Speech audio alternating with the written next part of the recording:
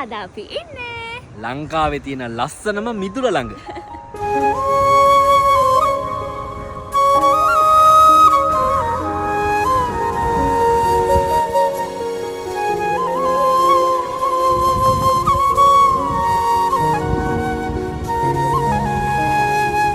ඔන්න දිනා ආච්චිගේ මිදුල.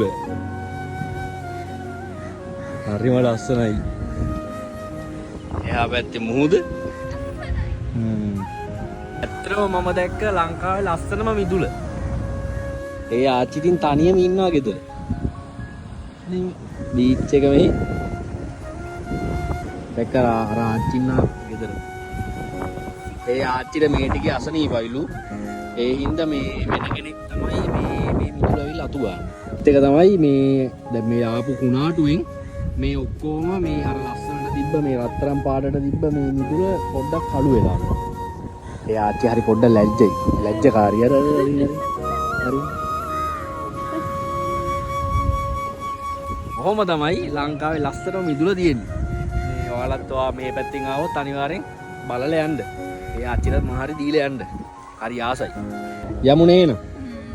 යන්න හිතෙන්නේ නැහැ. මාත් ලස්සනයි. අර ඉන්නේ ආච්චි අර. යාට සනීප නෑලු. ආච්චි යනවා.